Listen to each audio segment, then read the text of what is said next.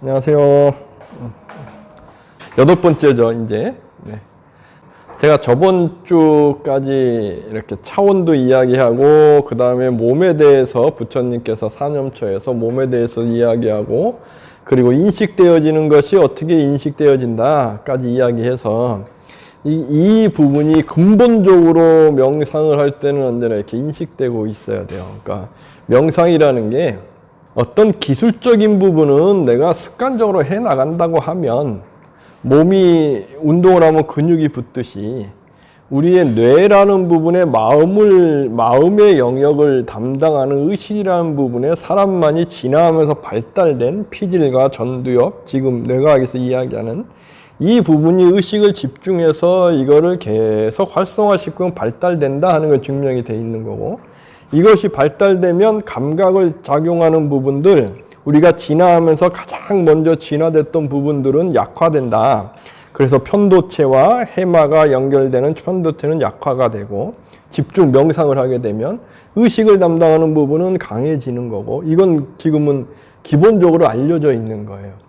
이것을 놓고 차원이라는 것을 설명을 제가 저번 주에 했었는데, 차원이라는 것도 이야기하게 되면 차원이 흔히 우리가 사람을 기준으로 놓고 보면 어떤 사람은 감정에 치우쳐서 넓게 생각하지 못하는 그런 차원이 있는 분이 계시고, 그 감정에 치우치는데 현실과 이렇게 비교를 하면서 이해하려고 하는 분이 계시고, 이해라는 영역은 우리가 이제 흔히 이야기하는 의식의 영역이 있는 거고, 감정에 치우친다 하는 건 업식의 영역이 있는 거고, 그렇게 이해하셔도 되세요. 그래서 이러한 부분들을 갖고 어떻게 보면 서양에서 심리학을 이야기할 때 흔히 이야기하는 이러한 부분이 나오는 거죠. 뭐냐 하면 사람의 마음이 두 가지가 있는데, 우리 의식이라는 부분이 있고, 요번에 의식에 반대되는 부분이 있고, 이걸 무의식이라고 이제 이야기하는 거고, 그것을 이제 대승의 구사론 이야기할 때는 요 의식이라는 것을 전육식이라고 이야기하고, 무의식이라는 것은 이 통로 부분, 이 연관되는 부분은 칠식, 말라식, 요 부분을 팔식, 아레야식, 팔식이라 그래서 아레야식, 이거는 이제 불교 교리하면서 공부했던 분들은 많이 들어보던 이야기예요. 요 부분에 있는 거죠. 우리가 무언가를 이해한다는 것은 두 가지 범위가 있어요. 이해한다는 게 두 가지 범위가 뭐냐 하면, 명상이라는 것을 안 해보신 분들은 무언가를 우리가 뇌가 있어서 이해한다는 것이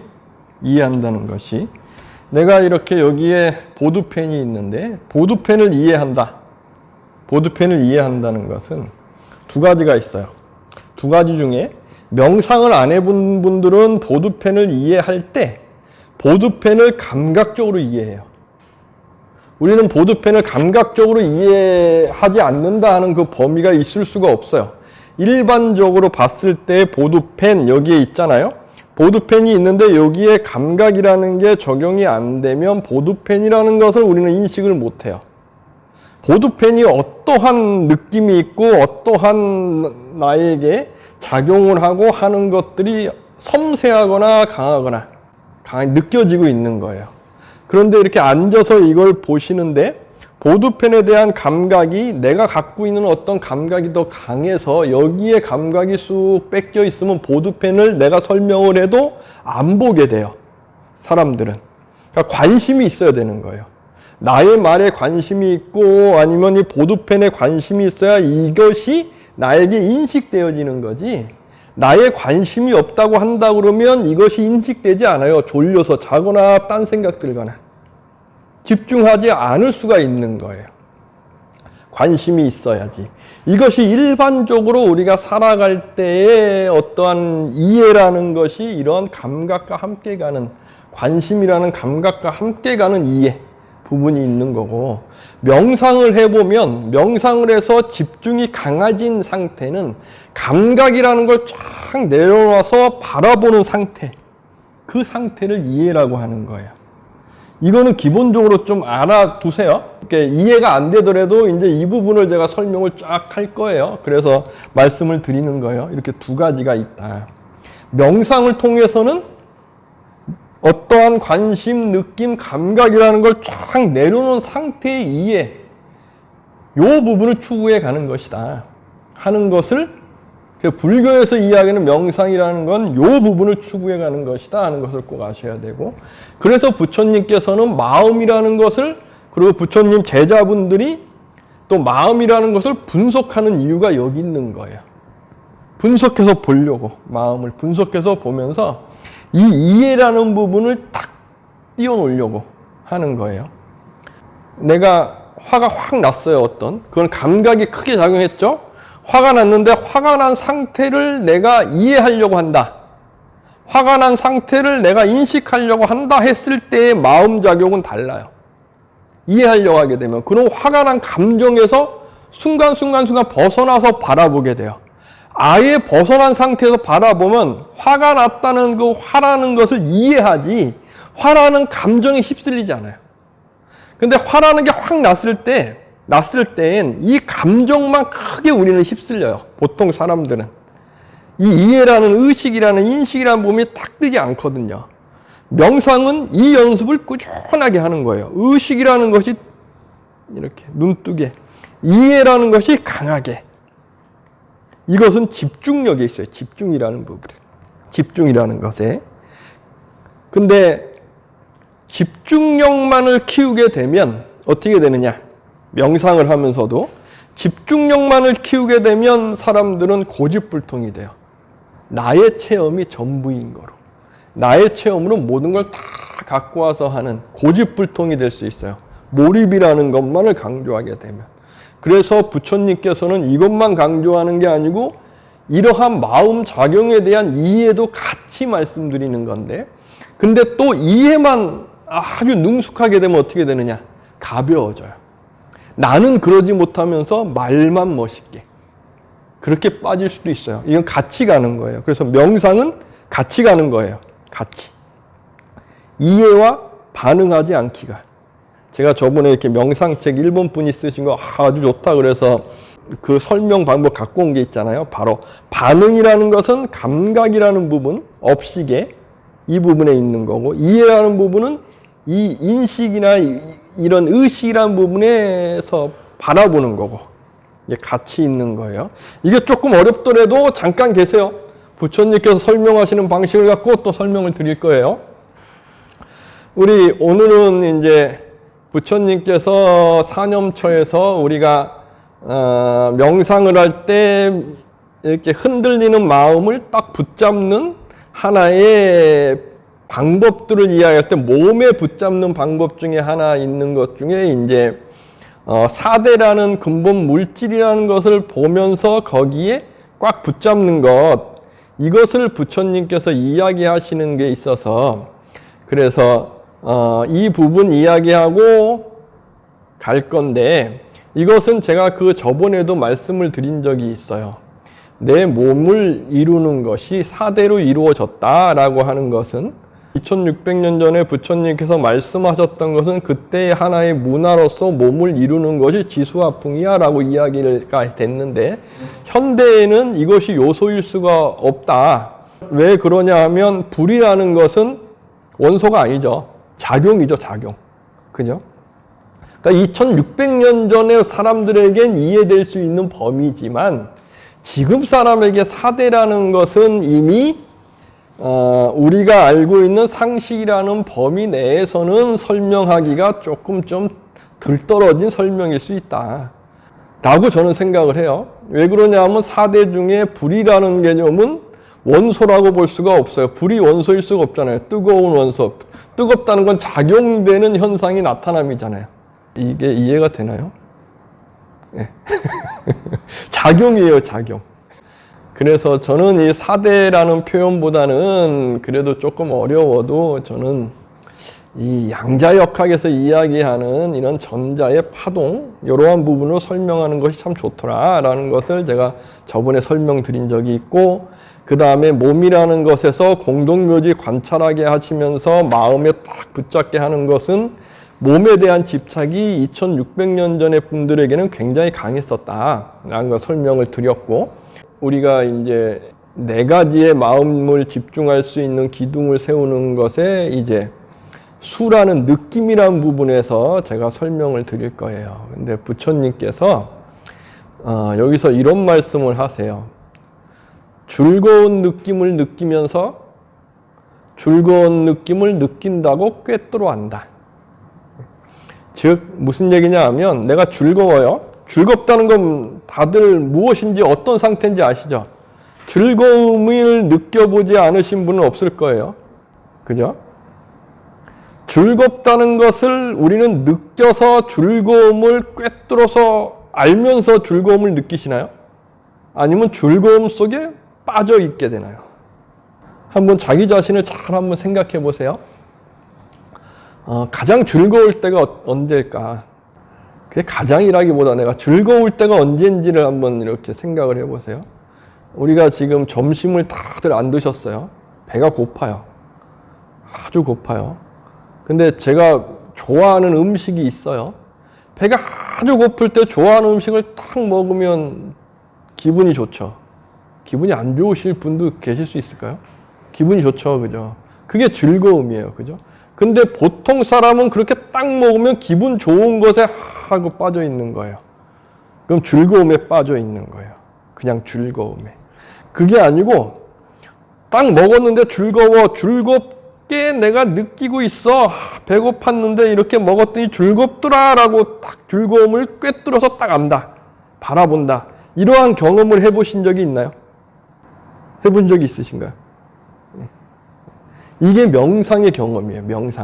명상은 이걸 하는 거예요. 느낌에 붙잡는다는 건 요걸 하는 거거든요. 요것을.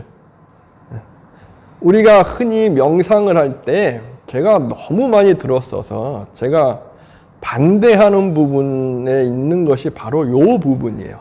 느낌이 있으면 느낌을 쫙 바라봐라. 느낌을 바라보는 거와 느낌을 꿰뚫어 아는 건 전혀 달라요. 전혀 다른 거예요.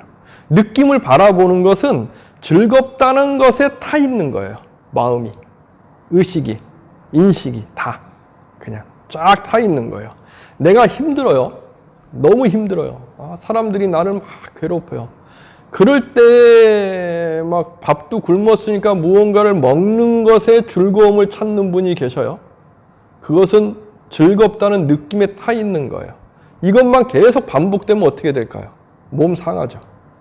그죠? 스트레스를 이겨내기 위해서 먹는 것에 폭식하는 경우 있죠. 이것도 하나의 정신적으로 좀 나약해진 상태에서 나타나는 현상인 거예요. 이것은 힘든 것을 벗어나기 위해서 느낌을 통해서 힘든 것을 느낌으로 확 바꿔놨을 뿐인데, 힘들다는 것도 느낌이에요. 즐겁다는 것도 느낌이에요. 똑같은 느낌이에요. 느낌으로 느낌을 벗어났다고 하지만 그게 아니고 힘든 느낌을 즐겁다는 느낌을 타고 있을 뿐이에요. 벗어나 있냐 이거죠. 벗어난 건 아니에요. 벗어난다는 건 뭐냐? 벗어난다는 것이 이게 힘든 걸 즐거움으로 벗어나 있고 뭐 그런 게 아니고, 벗어나 있는 이 상태도 우리는 살아갈 때 여기에 타버리면 여기에 또 걸려요. 즐거움이란 게 걸리게 되면 어떻게 되느냐? 현실 부적응자가 돼요. 강력한 현실 부적응자. 힘든 것을 내가 감당 못하니까 그럼 숨게 되고, 숨는 것 자체가 즐거움처럼 만들어져 버리는 거예요. 편안함으로. 즐거움은 편안함일 수도 있으니까. 그러면 내가 그냥 방에 혼자 가만히 있는 사람처럼. 이러한 분들은 근본적으로 집중 못해요. 집중이라는 상태 자체가 사라지게 돼요. 집중이라는 것은요, 느낌이라는 감각이 하지 않기 때문에 그래요. 그런데 우리가 명상이라는 집중을 하면서 느낌을 바라봐 라고 하게 되면, 느낌을 바라본다는 건 집중이라는 거에서 의식을 끼우는 게 아니고 의식을 이렇게 깨웠다고 착각하면서 감각식에 빠지는 거거든요. 왜 이렇게 감각식에 빠지는 것이냐? 우리가 연기를 12연기를 할 때 무명, 행식, 명색, 유깁, 그 다음에 촉이거든요. 촉. 그 다음에 느낌, 수. 지금은 이제 이 느낌을 말씀드리고 있는 건데, 우리가 이 느낌이라는 건 나에게 감각으로 오건 나에게 마음이 무언가로 오건 이게 딱 건드려지는 게 있는 거예요.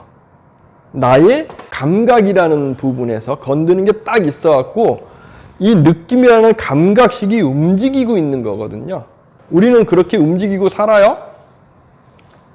이 느낌이 강하게 살고 있는 존재는 우리는 동물이라고도 이야기할 수 있어요. 동물은 이게 굉장히 강한 거예요. 강한 건데 사람은 의식이 있죠? 사람이 의식이 있고 동물도 의식이 있어 없어라고 판단하는 기준은 자기를 인식하느냐 아니냐를 갖고도 이야기해요. 우리가 흔히 불자분들이 그런 말씀 많이 하시잖아요. 개고기 먹으면 안 된다고. 그런 얘기 들어보셨나요? 불자분이 개고기 먹으면 사고가 이렇게 생길 수도 있고 몸이 아플 수도 있고 안 좋을 수도 있고 이런 얘기 많이 들어보셨죠. 불자분들이 개고기 먹으면 왜 그럴까? 왜 그럴까요? 개라는 존재는 거울을 딱 놨을 때 자기 모습을 딱 보고 자기를 인식할 수 있는 동물들이 많지 않아요. 그 중에 대표적인 게 개예요. 개. 강아지. 개. 개는 자기를 인식해요. 나를 인식한다는 건 어떤 거겠어요? 상대도 인식하겠죠. 이게 느낌으로 인식하는 게 아니고 무언가 생각으로 인식하는 거예요. 무언가. 생각이라는 부분은 상상이라는 부분도 같이 있어요. 상상이라는 부분 속에 우리가 원한이나 원결이라는 부분도 아주 강하게 있는 거예요. 아주 강하게. 그래서 강아지는 원결이 강할 수가 있어요. 그래서 옛 큰 스님들이나 많은 스님들이 개고기만큼은 먹지 마라고 이야기하는 이유도 거기 있어요. 원결이 강해질 수 있으니까. 그래서 유명한 그런 이제 저도 예전에 봤던 이야기 중에 하나가 있는데 제가 기억이 맞는지 모르겠어요. 예전에도 이렇게 보면 좀 적어놓고 이렇게 문헌을 놔뒀어야 되는데 저기 관흥 스님이시라고 의정부 쪽에 유명하신 스님이 계신데 거기에 무문관 계시고 그 중에 함께 하셨던 분 중에 재산 스님인가 이렇게 계셨다 그래요. 그분이 제주도 분이신데 이분이 이제 그 학교 교장 선생님이셨는데 딸이 있었대요. 딸이 20살에 이제 대학교 합격한 외동딸이. 근데 외동딸이 갑자기 교통사고로 탁 죽은 거죠. 그러니까 아버지 입장에선 옛날에는 이제 아기 빨리 낳았으니까 한 40대 40 초반이었던 것 같아요. 그러니까 미치겠는 거죠. 사는 게 싫고. 그러니까 저기 부산의 묘관음사의 향엄 스님이신가요? 큰 스님을 찾아뵙고 도대체 왜 내 딸이 이렇게 죽어야만 하는지 알고 싶다. 그러니까 스님께서 그래 그럼 100일 동안 간절히 기도해봐라. 그럼 알 수 있을 거다. 그래가지고 막 미치겠는 사람이 100일 동안 기도를 딱 해서 100일 날이 마지막 날이 됐는데도 똑같은 거죠. 모르겠는 거죠. 그러니까 너무 화가 나고 막 미치겠고 했는데 그러니까 이제 큰 스님 막 내가 이 스님 때린다고 뭐 이야기에는 제가 읽었던 이야기는 도끼를 들고 때린다고 막 뛰어가다가 문지방에 덜려서 다리가 딱 해서 넘어지는 그 찰나에 전생이 확 느껴졌다 하는 거죠. 그 이야기가 이제 전생이라기보다는 그분이 20대 초반 뭐 이제 학교 선생님이 돼서 부임했는데 이제 그때는 선생님 사택이 이렇게 학교에 있었나 봐요. 근데 기르던 강아지가 있었던 거죠. 강아지가 시름 앓고 죽으려고 하니까 오늘 내일 하니까 이렇게 괴로워하는 것보다 내가 빨리 이렇게 안락사 시켜주는 게 낫겠다 하고 이렇게 땅을 파서 개를 딱 놓고 이제 빨리 이렇게 숨통을 끊어주려고 부삽을 쫙 들어서 때리려고 하는데 그 눈빛이 딱 보인 거죠. 원한이 차 있는 눈빛이. 너 이 괴로움을 느껴봐 하는 그 느낌이 확 오면서 아, 내 딸로 태어났구나 느껴졌다는 거죠. 그래서 출가해서 수행을 하고 계시다라고 하는 그런 이야기를 제가 군대에 있을 때 봤어요. 그때는 내가 불자도 아니었고 했는데 그 이야기가 아주 생생하게 남아있어서 개 그러면 그 이야기가 아주 강하거든요. 그건 어디에 남아있는 거죠? 느낌에 남아있는 거야. 아주 강하게. 이 느낌이 강하게 작용해서 만들어지는 것이 업식인 거고, 업식. 업이라는 것은 이게 강하게 있어요. 의식이라는 것이 업식 속에 저장될까요? 의식이? 업은 행위가 좋고 나쁘고의 어떠한 관계 속에서 행위가 저장되는 기운인데 의식도 업식에 저장이 될까요? 의식이 어떻게 저장될까요? 의식이 저장될 수 있을까요? 이게 저의 가장 큰 고민 중에 하나였어요. 내가 명상을 통해서 아주 의식이 강해지고 업식을 쫙 하는 지혜로움, 이해력이 아주 커 있는 상태인데 그것이 업식에 저장되나 이것도? 업식에 저장이 될까? 궁금하지 않으세요? 업식은 분명히 이게 좋고 싫고 하는 감각적인 어떤 욕망이나 느낌이나 이런 것이 강하게 빛이 있으면 빛이 있고 이게 저장되는 거거든요. 우리가 불자분들이 착각하시는 것 중에 하나가 있어요. 뭐냐 하면 귀신이 있다. 귀신을 봤어요. 불교식의 부처님의 교리에서 귀신이 있을 수 있을까요? 이 명상이 강해서 의식이 강해지면 해결되는 부분 중에 하나가 귀신이라는 부분이 해결돼요. 귀신은 있다 그러면 업식이잖아요. 우리는 살아있는 업식이죠. 그죠? 몸이 있으니까. 몸이 없으면 이 업식은 윤회하는 거죠. 그 몸을 만나면 다시 태어나고 이게 윤회잖아요. 불교에서 이야기하는 윤회. 그래서 죽어야만 태어나는 그거 죽는 것도 없는 거고 불교에서 이야기하면 죽는 게 없잖아요. 죽는다는 건 몸이 있는 거지 나를 이루는 업이라는 것은 계속 움직이고 있는 거고 정말 무식한 이야기 다시 말씀드리지만 불교에서 내가 없어 이거 안 맞는 말입니다. 내가 없는 게 아니고 나는 고정된 실체가 아니야 이 말씀하시는 거예요. 이게 내가 없다는 이야기를 하도 반복해서 막 댓글에도 그런 말씀이 많은데 불교 그런 거 아닙니다. 아나트만이에요. 아나트만. 이것이 한자로 무아라고 설명됐던 것일 뿐이고 그래서 내가 없음을 깨달으면 뭐 이런 이야기 하시는 분들 정말 이게 불교에 대해 제대로 모르는 겁니다. 불교는 그런 거 아니에요. 내가 없어. 내가 없는 게 아니에요.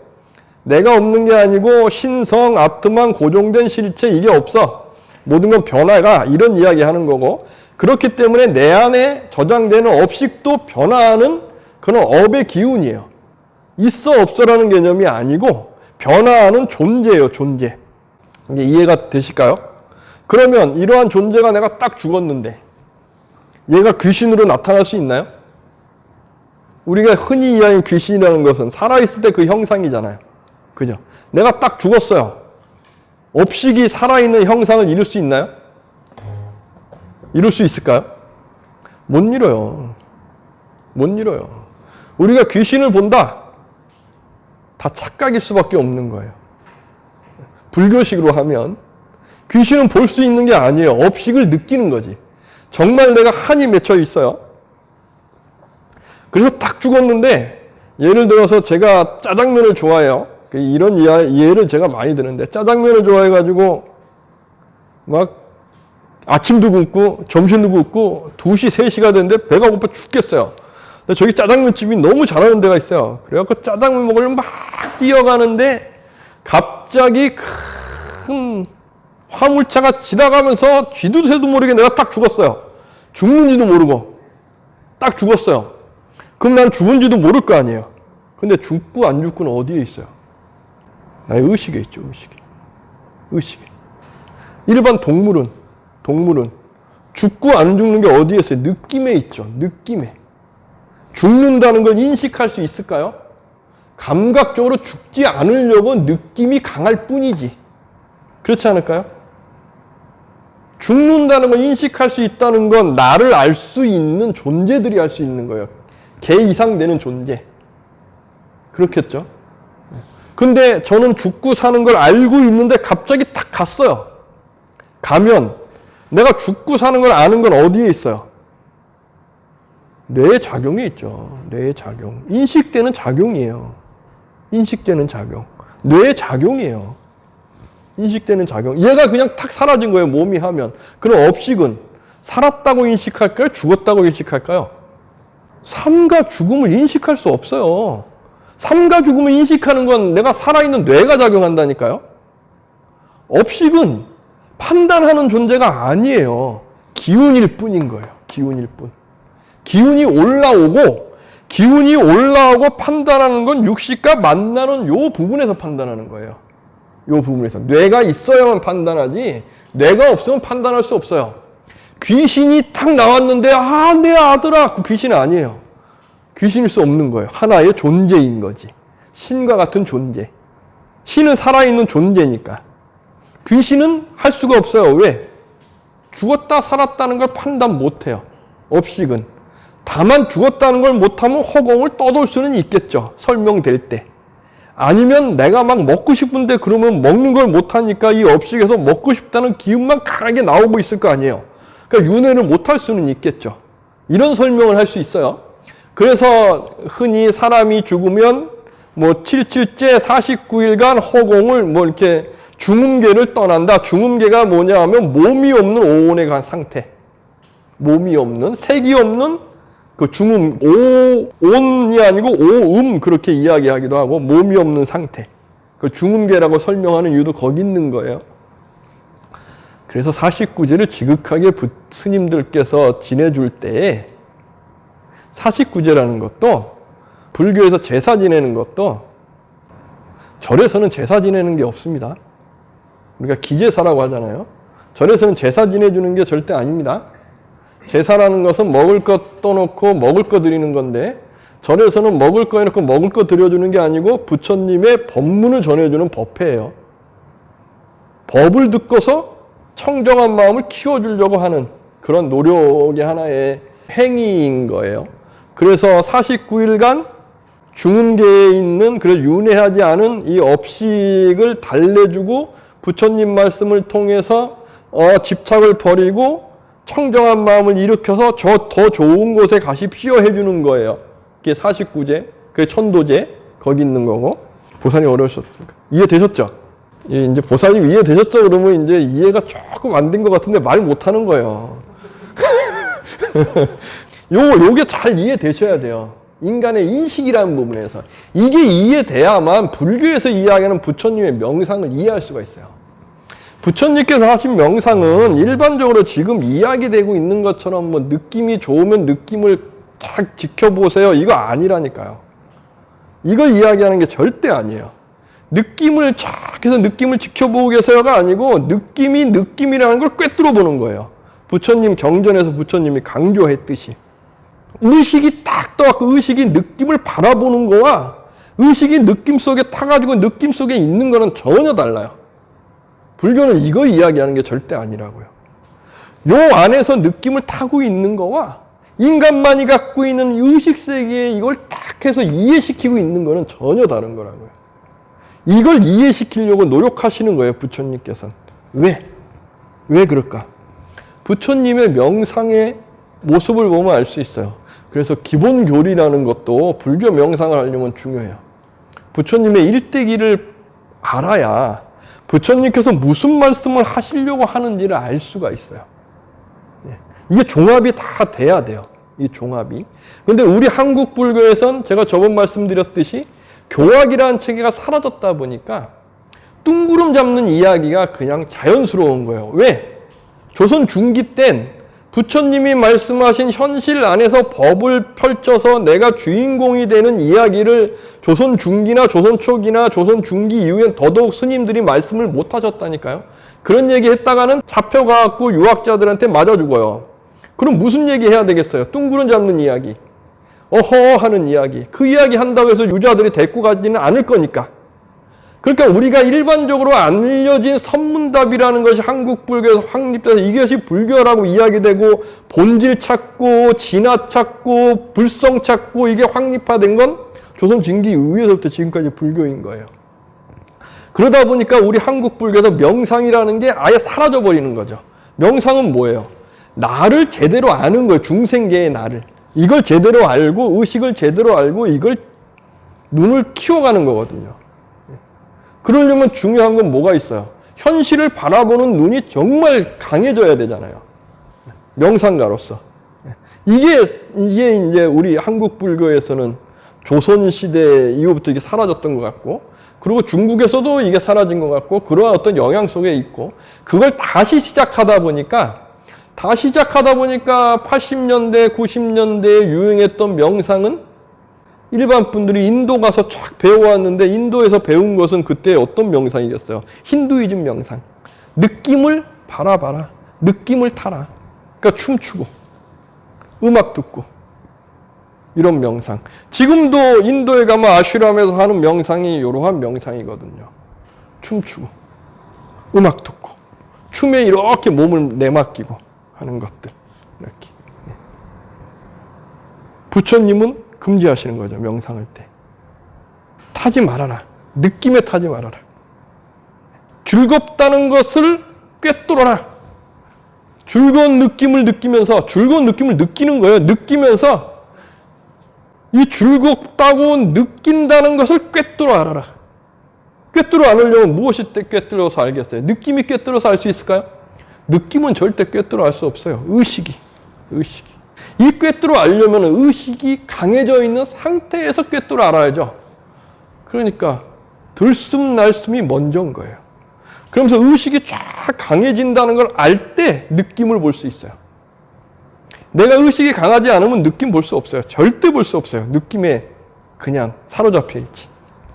타고 있지. 꼭 그런 것 같은 경우에요. 예술을 하잖아요. 예술을 하시는 분이 느낌에 빠져 있으면 나는 순수 예술할 거야 하고 그냥 순수 예술을 아주 멋있게 하죠. 이거 비판하는 게 절대 아닙니다. 얘네 순수함도 중요해요. 근데 그렇게 하는데 의식이 딱 떠 있는 분들은 의식을 현실 속에서 이해하고 있으니까 순수 예술을 하면서도 돈벌이도 돼야 되니까 파는 것까지 노력을 할 거 아니에요, 이 사람들은. 대표적인 분이 피카소. 제가 말씀드린 적 있잖아요. 피카소. 본인이 그림 쫙 그려가지고 사람에게 이렇게 이야기해서 뭐 일당 좀 줬겠죠? 해서 피카소 그림 있냐고 가면서 그러면 이제 피카소가 50만 원에 이 50만 원에 이렇게 팔아주세요 이렇게 하면 그 사람이 가가지고 뭐 한 100만 원에 사갖고 오기도 하고 나는 50만 원 까이지만 나중엔 더 큰 돈을 내가 벌 수 있는 거잖아요. 피카소는 그렇게 했다고 유명한 사람이잖아요. 머리도 잘 쓰는 거죠. 그런 사람이 순수 예술을 한다고 대가로 뜨는 거예요. 우리가 흔히 알고 있는 예술의 대가들은 그냥 예술만 해서 그렇게 됐을까요? 그런 사람들은 죽었을 때 뜬 분들이 그런 거고 살아있을 때 뜨신 분들은 의식이 있어서 사람들에게 맞출 줄도 아는 사람들이에요. 현실에 맞출 줄도 아는 거거든요. 우리가 산다는 건 누리는 거잖아요. 삶을. 누린다는 건 어떤 거겠어요? 느낌에 빠져 있는 게 아니에요. 꿰뚫어 아는 사람만이 누릴 수 있어요. 누구나 다 즐겨요. 즐기는 건. 근데 즐기는 것밖에 모르는 분은 즐김 속에 빠져가지고 현실은 그렇지 않아 괴로움에 빠져요. 왜? 우리는 독학.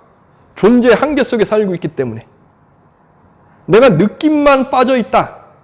즐거움에 빠져 있다 그러면 우리는 누구나 다 즐거운데 그렇게 되면 방종, 방탕 뭐 안 좋아지니까 언제나 기준이 잡혀 있잖아요. 그러니까 그렇게 못하는 거예요. 느낌만 빠져 있는 분들은 느낌 속에서 자기가 헤매요. 예술가 분 중에 그런 분들 많잖아요. 느낌에 빠져가지고 그냥 현실에 적응 못하고 막 괴로워하는 분들. 그런데 그 느낌을 꿰뚫어 아는 사람은 그 느낌을 분명히 여기 말씀 있잖아요. 여기에 즐거운 느낌을 느끼면서 즐거운 느낌을 느끼고 있는 거예요. 벗어나는 거 아니에요. 부처님께서 말씀하시는 건 느낌을 벗어나 있는 게 아니고 느낌을 즐기면서 즐거운 느낌을 느낀다고 꿰뚫어 아는 사람, 즐기면서 꿰뚫고 아는 사람은 바라보면서 맞출 수 있죠. 기준에 맞추고 사람의 기분에 맞추고 사람의 배려함을 맞추고 사람에게 무언가를 맞추고 나에게 이익도 맞추고 내가 이익을 챙기는 게 잘못됐나요? 우리가 살면서 이익 챙기는 게 잘못됐냐고요. 잘못된 거 아니죠. 사람들에게 괴로움을 느끼게 하면서 이익을 챙겨오고 이 이익에 빠져 있으면 잘못된 거지. 그렇지 않다고 하면 나는 누리는 거잖아요. 의식은 누리게 하는 거예요. 의식은 삶을, 나의 삶을 느낌에 빠지는 게 아니고 느낌을 누리게. 그러니까 부처님께서 다시 말씀드리지만 비구들이여, 여기 비구는 즐거운 느낌을 느끼면서 즐거운 느낌을 느낀다고 꿰뚫어한다. 저는 이게 정말 중요한 말씀이라고 생각해요. 명상에서 핵심이라, 불교 명상의 핵심. 꿰뚫어 아는 거예요. 거기에 빠지는 게 아니고. 좀 전에 이제 강의하기 전에 우리 보살님 이제 한 분께서 저한테 말씀을 이렇게 해주신 게 있어요. 명상을 할 때 이렇게 집중하고 있으면 호흡이 쫙 편한데, 근데 호흡이 아주 편해 있다가 무언가에 내가 탁 생각을 딱 일으켜서 그것을 바라보려고 하면 거칠어지더라. 이런 상태를 어떻게 해야 될까? 그런 상태가 와도 그냥 지켜보고 그냥 놔두라고 하시는 분도 계시다고 말씀을 이렇게 해주셨는데, 저는 그걸 반대해요. 호흡이 거칠어지면 절대 안 돼요. 그것은 의식이 떠 있는 게 아닌 거예요. 그러면 다시 집중하면서 의식이 뜨도록 내가 단련시키는 거예요. 이게 단련시키잖아요? 그럼 의식이 딱 떠 있을 땐 느낌 속에 빠지지 않아요. 내가 딱 했는데 호흡이 거칠어진다. 느낌에 빠져 있는 거예요. 내가 바라본다고 하지만 어느 부분에서 느낌이 같이 작용하고 있는 거거든요. 얘를 작용 안 하게 하는 게 아니고 얘를 딱 바라보는 눈을 딱 키우는 거예요. 꾸준하게 하다 보면 자연스럽게 돼요. 이게 무엇인지 알 수 있어요. 이게 무슨 얘기냐 하면 꼭 그런 것 같은 경우예요. 제가 운전을 해요. 누가 착 끼어들었는데 저는 화를 잘 내는 사람이에요. 어떻게 나도 차를 잘 지키고 가는데 끼어들어 이렇게. 그러다가 어느 순간 이게 내가 느낌에 빠져 있는 거구나. 명상을 하면서 이렇게 바라보려고 해도 끼어들면 기분 나쁜 게 남아있죠. 그럼 호흡이 거칠어요. 그러나 그 전보다는 화나는 것은 줄어있죠. 그죠? 근데 이것이 계속 반복되면서 의식을 강화시킨다 그러면 쫙 끼어들어도요 호흡이 거칠어지지 않고 그래 들어와서 가 이렇게까지 갈 수 있어요. 이것은 누구나가 느낄 수 있는 의식의 강화의 상태예요. 이해시킴이 강해지면 강해질수록 우리가 이해한다는 건요 아무나 이해할 수 없어요. 의식이 강한 사람만이 이해할 수 있어요. 다시 이야기하면 내가 이렇게 보살님이랑 뭐 이야기하다가 의견이 서로가 달라갖고 대판 싸웠어요. 화가 나가지고 막 싸웠어요. 왜 싸울까요? 아니에요. 나와 뜻이 달라서 그런 게 아니고 나랑 동급인데 내가 이야기하는데 나를 인정 안 해주든가 나랑 다른 이야기 하면서 내 말 들으라고 하는데 안 듣고 있어서 그런 거예요. 서로가 동급이라서 그래요. 근데 제가 더 높은 사람이면 나이가 더 많거나 아니면 내가 봤을 때 내가 더 성숙돼 있거나 내가 뭐 위치가 더 높구나 그러면 이야기하다가 그 부분에 별로 관심 없는 거면 그래요 맞아요 하고 내 마음은 움직이지 않을 수 있겠죠. 그죠? 요건 어디에 있죠? 의식의 차원에 있어요. 이해의 차원에 있는 거예요. 명상은 이걸 키워내는 거예요. 이걸 키워내면서 바라보게 하는 거예요. 그러면서 꿰뚫어 보는 거예요. 꿰뚫어서 쫙 나와 꿰뚫어 보는 거예요. 요 부분에서는 이제 명상에서 이야기하는 부분은 여기 없습니다. 그래서 심리학에서는 여기를 메타인식 이렇게까지 설명을 하는데 저는 불교 명상이라는 것은 이러한 의식이라는 부분에 저는 아주 강하게 있는 거다 생각을 하고 그래서 반응과 이해라고 설명되어진 것을 너무 좋아하고 있고 설명하는데 불교에서 이야기하는 명상은 바로 여기에 핵심이 있는 거예요. 키포인트가 여기에 있는 거예요. 이걸 키워가는 거거든요. 이것을 키워가는데 또 한 가지 제가 이렇게 있으면 정말 답답한데 정말 할 말이 없는 경우가 있는 부분들이 많아요. 뭐냐 하면 내가 없음을 깨달아 라는 이야기들이 너무 일상화되어 있어요. 불교 명상을 이야기할 때 깨달음을 이야기할 때 무아를 깨달아 내가 없음을 깨달아 이 이야기 하시는 분들이 무수히 많거든요. 불교 아니에요. 이분은 불교가 뭔지를 모르는 거예요. 이 체계를 뭔지 모르는 거예요. 제가 왜 이걸 강하게 말씀드리느냐? 왜 그러냐 하면 제가 언제나 이렇게 강조한 부분이 있어요. 사람이 이렇게 있잖아요. 사람의 뇌가 있어요. 뇌가 있으면 우리가 인식한다는 것은요. 이렇게 걸어가다가 지금 이 순간을 인식하고 있어요. 저는 지금 이 순간에 있어요. 지금 이 순간을 인식 못하는 사람이 있나요? 없어요. 다 지금 이 순간을 인식하고 있어요. 지금 이 공간이라는 걸 다 인식해요. 이 공간, 이 순간, 이 공간에서 우리는 살고 있어요. 3차원이라는 것을 이야기하면서 우리는 시공간을 같이 인식하고 있어요. 그래서 우리가 약속할 때 어떻게 약속하죠? 우리 공간만을 이야기하면서 우리 거사님 서울역에서 만나요. 그리고 약속하나요? 아니에요. 시간도 같이 이야기해야 돼요. 그리고 서울역이라는 것이 공간이 너무 크면 공간도 한정해야 돼요. 그죠? 서울역에 있는 정문 앞에 시계탑 밑에서 몇 시에 그것까지. 이게 기본 상식이죠. 그죠? 기본 상식이에요. 우리의 인식 체계는 그렇게 소통해요. 우리는 그렇게 소통해요. 근데 착각해갖고 무아, 그래서 내가 없음을 알면 깨달아 라고 하는 건 어디에 있는 거냐 하면 이 시간과 공간이 사라진 상태, 그 상태를 깨달아서 착각하는 거예요. 뇌는요. 시간과 공간을 인간은 인식해서 소통해요. 근데 이게 사라질 때가 있어요. 시간과 공간이 사라질 때 있어요. 누구나가 쉽게 할 수 있어요. 그러니까 이 한 평짜리를 만들어가지고요. 모든 걸 다 하얗게 칠해놓고 거기에 딱 있잖아요. 그러면 눈이 인식할 때에 어떠한 한 곳을 인식 못해요. 시간도 인식 못해요. 공간도 인식 못해요. 눈이라는 건 착각해서. 그렇게 오래 있게 되잖아요. 우리는 살 때 분명히 어떠한 지금 이 순간과 시간과 어떠한 점과 지금의 그 기준점을 눈은 언제나 인식하면 우리는 살아요. 그래서 제가 저번에 말씀드린 적이 있어요. 우리가 잘 때 꿈꾸는 이유. 잘 때 눈이 작용 안 하게 되면 뇌의 가소성에서 그 부분이 사라질까봐 우리는 꿈꾼다. 저는 이것이 꿈꿈에 대한 해석의 가장 좋은 방법이라고 생각을 하고 최선의 해석이라고 생각을 하는 거고 우리는 뇌는 그렇다니까요. 이게 작용이 계속 되고 있어야 돼요. 그렇지 않으면 시간과 공간을 차지해서 이것을 판단하고 인식하는 뇌 시스템의 한 부분에 오류가 오겠죠. 오류가 와요. 그럼 붕 뜨게 되고 시공간이 탁 떨어진 것 같이 되고 희게치라고 그냥 한 평짜리 앉아있으면 그렇게 된다니까요. 멍하게. 이러한 작용이 어쩔 때도 작용하느냐? 우리가 흔히 이야기하는 우울증이라는 것도 이러한 작용 중에 하나예요. 내가 도망가야 돼요.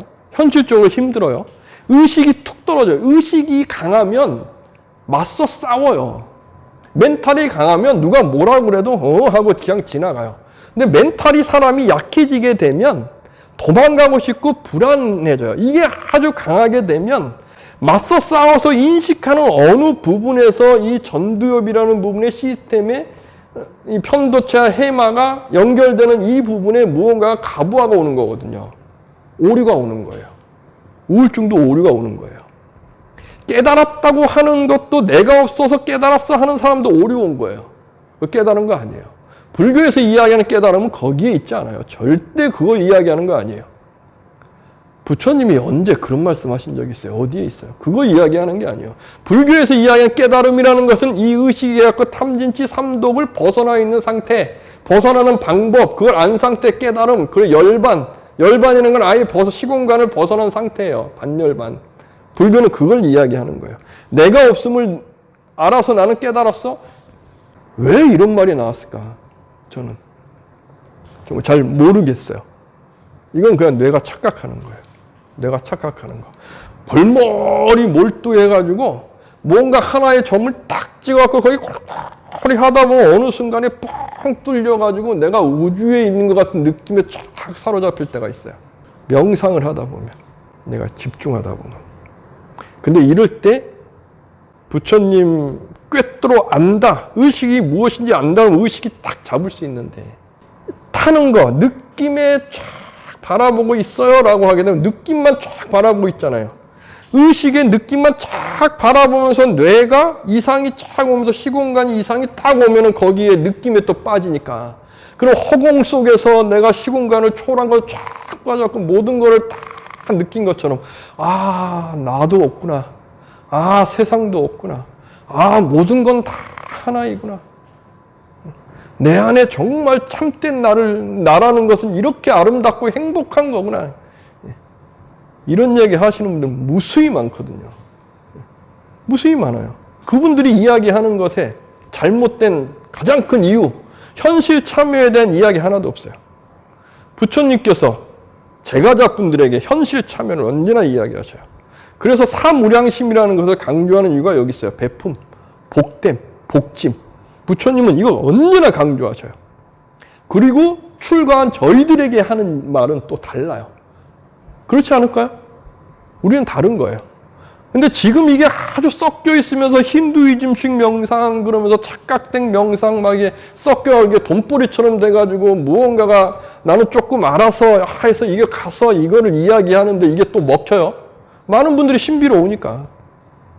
부처님 말씀하신 경전이 일반화돼서 알려지지 않고 그냥 일반적으로 누군가 체험한 사람이 쓴 이야기가 대단한지 알고.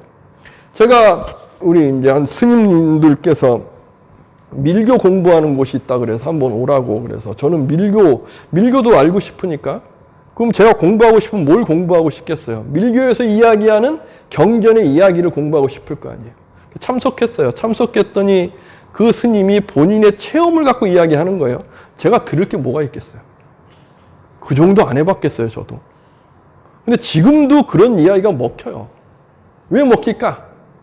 이유는 아직까지도 부처님 말씀하신 경전이 일반화되어 있지 않기 때문에 그래요. 그래서 저는 그래서 강조하는 거예요. 부처님 공부를 하려면 불교 명상을 하려면 부처님 말씀이 기준이어야 된다. 이 이야기 했더니 많은 사람들이 딴지 거는 사람 무수히 많아요. 부처를 만나면 죽이라고 했더니 거기에 얽매여 있어? 이 중도 아니야? 이런 얘기 쓰는 사람까지 있고. 왜? 우리 불교가 이미 이런 것이 일반화되어 있는 거예요. 이것이 꼭 불교의 수행처럼. 그러니까 겨우 이야기하는 게 내가 없음을 깨달아 그러면서 아주 유명했다고 하시는 분들이 불교 방송에서 이런 이야기 하는 거예요. 이거 불교 명상 아니에요. 불교 명상 이거 이야기하는 게 절대 아니에요. 만약에 제가 이렇게 유튜브 나갔는데 제 말씀이 잘못됐다 그러면 감정적으로 이야기하면 무수히 많은데 이론적으로 이야기하면 나도 듣겠어요. 그런 사람 한 명도 못 봤어요. 아직까지. 그러니까 중요한 건 여기에 있어요. 부처님께서 하신 말씀이 무엇일까? 왜 부처님은 이런 말씀을 하실 수밖에 없으셨을까? 부처님께서 하시는 명상이 꿰뚫어 아는 것이야 이걸 이야기할 수밖에 없었던 가장 큰 이유.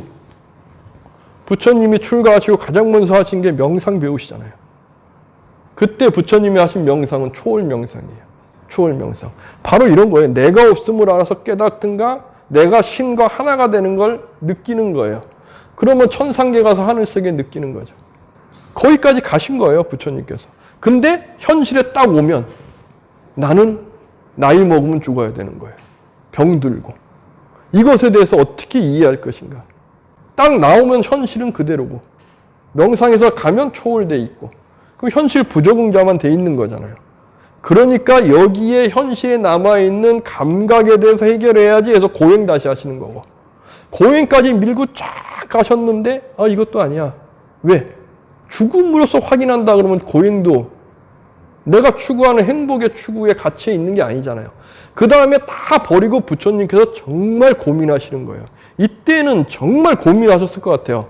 이 세상에 누구도 가르침 없는 부처님께서 무언가를 찾아가는 거거든요. 그 모습이 어디에 있느냐? 보리수나무 앉아 계실 때 모습이 있어요. 그리고 부처님이 무엇을 하세요? 지금까지 해오셨던 것을 다시 비춰봐요. 쫙 비춰봐요. 그리고 연기를 비춰봐요. 모든 걸 다 비춰보는 거예요. 꿰뚫어 하시는 거예요. 꿰뚫어서. 이미 모든 걸 다 상태가 되셨잖아요. 명상에도 아주 대가셨고 몸에 대해서도 대가가 되셨잖아요. 그러니까 모든 것을 종합하시는 거죠. 쫙 종합하시면서 어떠한 상태, 이 상태는 저도 모르는 상태, 차원이 다른 상태가 되시는 거죠. 차원이. 의식적인 차원이 다른 거예요. 차원이라는 것이요. 1차원, 2차원, 3차원은요. 동물적인 요 느낌의 차원입니다. 넘어가는 차원은요. 의식의 차원이에요. 아주 강력한 차원. 그래서 우리보다 높은 존재인 요 신장은 의식이 강한 존재입니다. 그래서 그걸 설명할 때 이 신장들은 뭐 몸이 없어 뭐 이런 얘기 나오는 이유도 여기 있는 거고, 옛날 분들이 단순하게 설명한 게 아니에요. 어떤 깊이를 갖고 설명할 때 아주 깊게 설명을 하시는데 요 부분에 있는 거예요. 그 차원에서 바라보면서 설명해 주시는 거죠. 핵심은 바로 여기 있는 거예요. 꿰뚫어 볼 수 있도록 하는 것. 집중되는 힘이 있을 때만이 돼요. 집중되는 힘이 있을 때만이 내가 이해해요. 저는 사람들 많이 쓴 데서 뭐 사회 보고 이야기하는 걸 좋아해요. 떨지 않아요. 근데 솔직히 떨지 않겠어요?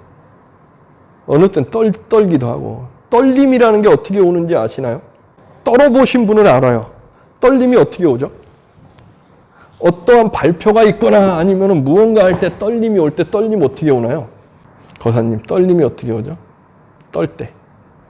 일단 가슴이 답답해지기 시작하면 말을 시작을 쫙 올라오고. 의식이 컨트롤 안 되죠. 의식이 컨트롤 안 돼요. 의식이 떨림을 컨트롤 못 해요. 떨고 있을 때. 근데 명상해가지고요. 의식이 강하면요. 떨림이 딱 올 때 바로 탁 잡을 수 있어요. 제가 명상을 하는 이유예요. 그걸 한번 딱 느끼잖아요. 명상에 푹 빠져요. 그러면 딱 붙잡아요. 딱 붙잡는데 붙잡는 것보다 더 좋은 방법 이해시키는 거. 떨림이란 반응을 딱 붙잡는데 더 좋은 건 이해시켜요. 내가 뭐 이런 거에 이렇게 떨어 별거 아닌 거에 야 무진아 너 왜 이래? 몇 마디 하면 사라져요. 그러면 무대에 올라가서 즐겨요. 그래서 저 사회 볼 땐 즐겨요. 무대에 올라가는 거 즐기고. 방송 찍을 때도 방송 찍나 어쩔 땐 떨릴 거 아니에요. 그러면 또 그때 떨리는 거 딱 잡아요. 그리고 이야기해요. 지금 이 순간에 이거 하나 잘 찍으면 좋아져. 이렇게 하기에는 또 떨릴 수도 있어요. 그런데 저는 그렇게 이거 하나 잘해보면 나중에 내가 볼 때 얼마나 재밌겠어. 그러면 저는 떨림 가라앉아요. 근데 이렇게 하면 안 될 것 같아요. 그죠? 그러면 각자 자기에 맞는 것을 끄집어내는 거예요. 이해를 하잖아요. 감각이 가라앉아요. 이해를 하면. 의식이 뜨잖아요. 감각이 못 와요. 명상의 힘이에요. 그게. 명상은 이걸 키우는 거예요. 이걸. 그런 수치적으로 이 수준 차이라는 걸 나눌 수가 있습니까? 그게 이제 내가 느끼죠. 알죠. 예를 들어 이제 스님하고 저하고는 이제 의식의 힘의 차이가 집중력의 차이가 분명히 있는데 그러면은 뭐 쉽게 얘기해서 스님은 몇 단이고 저 같은 경우는 몇 급이고 뭐 이렇게 나눠질 수 있는 그게 그런 게 어디 있겠어요. 한번 잘 보세요. 그런 거 같은 경우에요. 헬스 해보셨습니까? 예. 헬스를 하면 타고나게 헬스에 맞는 체질인 분 계시죠? 어깨도 다 크고 이분은 많이 해도 막 근육이 남들보다 빨리 나오는 사람. 네. 명상도 똑같아요. 누구보다 빠른 사람도 있고. 근데 헬스 할 때 몸이 어떤 작용을 하고 근육을 어떻게 만든 거 이해해야 몸 다치지 않고 헬스를 또 꾸준할 수 있겠죠. 명상도 그런 거고. 그런데 나보다 먼저 헬스를 했어요. 똑같은 어떤 조건에서. 그럼 그분이 저보다 더 근육을 만들고 뭔가 한 거 훨씬 더 낫겠죠. 제가 먼저 했으면 더 낫겠죠. 그걸 등급이라고 보기는 힘들고 어떻게 밀고 가느냐. 근데 처음에 할 땐 헬스도 그럴 거예요. 처음에 할 땐 지루하지 않을까요? 뭐든지. 어느 정도 상태가 나오고 거울 봤을 때 기분이 좋아지면 계속 가게 되지 않을까요? 그것처럼 명상도 내가 나를 딱 느껴보면 계속 끌고 가요. 기분이 좋아져요. 아주. 그리고 다르다는 걸 알게 되면 다시 내려가기 싫어요. 다시 허약해지기 싫어요. 그럼 또 끌고 가죠. 그러다 보면 이제 한계가 올 때는 그때는 이제 대화도 하고 이때 스승도 필요하고 하는 건 경계라는 것들이 계속 생겨서 그래서 제가 언제나 강조하는 거 저는 그래도 복이 있어서 출가하고 우리 은사 스님 만나 뵈서 저는 그전부터 명상은 일상화되어 있었는데 산에 딱 우리 은사 스님 전에 산에 가면은 이렇게 배 타고 들어오니까 사람을 만나기도 힘들고 우리 스님께서는 이제 호흡만 강조하시고 그러니까 시공간이라는 어떤 한계에 딱 들어갔고 저도 헛개비가 막 보이고 그런 적이 우리 출가하고 나서 우리 절에 한 3년 있을 때였어요. 막 거인이 오면 진짜 보여요. 소리도 들리고. 진짜로. 막 와요. 나를 쑥 보고 가고. 그러면 막 내가 무슨 경지에 온 것 같이. 와, 내가 이런 경지에 왔네? 그 우리 은사 선생님께 말씀이 우리 스님께서 하시는 말. 야, 너 거기에 빠지면 이제 수행 끝나는 거야? 다 헛거야? 다 경계야? 다 지나가는 거야? 거기에 얽매이지 마. 얽매이지 않았겠죠. 진짜로 이렇게 앉아있는데 이게 초가 타는 소리가 들리더라니까요. 타닥타닥 하는 소리가. 바로 앞에 전나무가 있는데 전나무에 물이 지나가는 소리가 들리더라니까요. 그럼 하나의 경지가 이루어진 것처럼. 착각이에요, 착각. 시공간의 착각. 뇌라는 것이 시공간의 착각을 딱 일으키는 경계가 와요. 왜 올까요? 우리는 살 때 느낌과 의식이 조화롭게 살아요. 느낌이 강할 때는 의식은 딱 사라져 있고 그렇게. 근데 의식을 키워가는 거잖아요. 그 어느 순간이 딱 사람마다 다를 텐데 경계가 딱 지나가게 되면 이 느낌이라는 게 최후의 발악을 할 때가 있을 거 아니에요. 이게 시공간을 딱 하는 아주 강해지면서 뇌가 막 이렇게 무언가가 이렇게 마비같이 오고 어느 부분에서 막 발달돼 가니까 이게 거기서 오는 하나의 경계처럼 나타나는 거라고 저는 생각해요. 거기에서 우리 은사 스님께서는 사람을 만지면 다 고치셨대요. 보면 아픈 게 다 보이셨대요. 우리 스님께서는. 그런 것처럼 경계가 오는 경우가 있어요. 거기에 근데 사로잡힐 필요가 없는 것. 업이 딱 치는 거예요. 보통 때는 업이 섬세하게 안 오고 느낌으로 강하게 오는데 의식이 강해지면 업이 쫙 가라앉으니까 어느 부분에 섬세한 부분이 딱 되면 이 섬세한 부분이 의식과 만나는 부분에서 섬세하게 그림자로 싹 보일 때가 있어요. 쫙 보일 때. 이건 좀 나중에 설명드려야 되는데, 이게 딱 있어요. 그러면 막 딱 보면 저 사람의 전생이 보이는 것 같고, 이런 거. 딱 보면 사주가 다 보이는 것 같고, 이게. 근데 이게 딱 경계예요. 여기에 딱 사로잡히면 다시 퇴보예요, 의식은. 금방 퇴보예요. 그 다음에 이게 퇴보하고 나면 느낌이라는 요게 없이 강해지면 그 다음에 명상 못해요. 한순간. 느낌이 강하신 분들, 예술을 하는데 느낌이 강한 분들, 막 춤추는 거 느낌이 강한 분들 명상하기 힘들어요. 의식이 약해져 있기 때문에. 명상이라는 건 딱 붙잡아야 되는데, 의식이. 그래서 예민한 분들이요. 막 화도 잘 내는 분들, 명상에 그럼 앉아있지 못해요. 의식이 약해져 있기 때문에. 이 체계가 다른 거예요. 이끌고 가는 거거든요. 그래서 우리 거사님 말씀하신 것처럼 쟤는 몇 단이고 뭐 그런 거 없어요. 저도 한순간 다시 하면 또 떨어지는 거고. 거사님 꾸준하게 가시면 저보다 어느 순간 더 나아지신 거고. 그럼 무엇으로 확인할 수 있을까? 저는 인격적 성숙으로 확인할 수 있다고 생각해요. 이 이야기 했더니 많은 사람들이 뭐 깨달으면 인격적 성숙은 와요. 제가 그런 사람 지금까지 본 적이 없어요. 깨달았다고 해서 인격적으로 성숙 안 된 사람이 깨달았는데 인격 성숙까지 이루어졌어요. 말은 쉽지. 네, 그런 사람 본 적이 없어요. 그런데 수행은 같이 간다고 생각해요. 의식이 강하면 사람들에게 베푸는 것에 익숙해져요. 그럼 봤을 때 성숙돼 있는 거예요. 저는 그게 맞다고 생각해요. 왜? 더 나아지는데 내가 싸울 이유가 뭐 있어요? 싸운다는 건 동격이기 때문에 감각적으로 다투는 거지.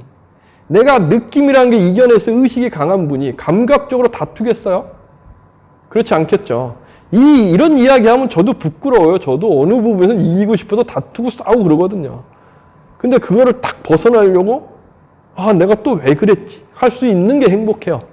그럼 반성하고, 미안하게 사과하고, 또 끌고 가는 거죠. 이게 반복해 가는 거죠, 이렇게.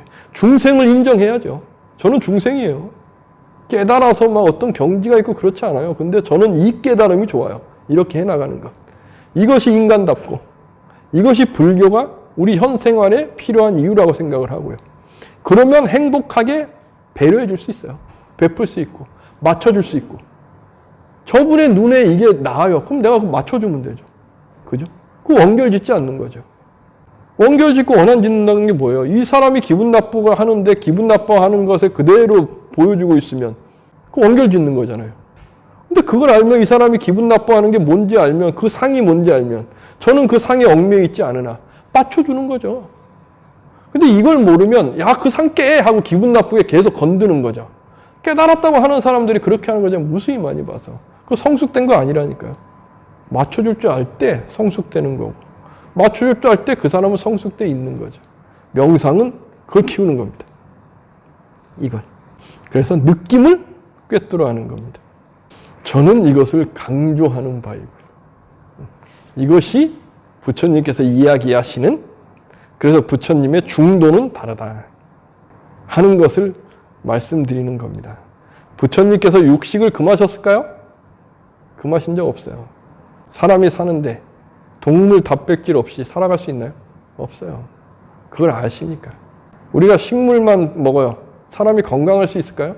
지금 저는 50 이상 가는데 10대 때부터 채식했어요. 40 넘어가면 이빨 다 빠져요. 이거 불교 아니에요. 극단에 있는 거지. 무소욕 불교 아니라니까요. 소욕지족이에요. 그러나 그걸 알고 하는 거죠. 알고. 배품을 알고.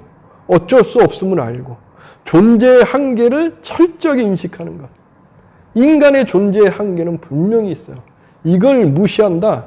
그러면 절대 내가 내 삶 속에 주인공을 할 수 없어요. 불교는 여기 있어요.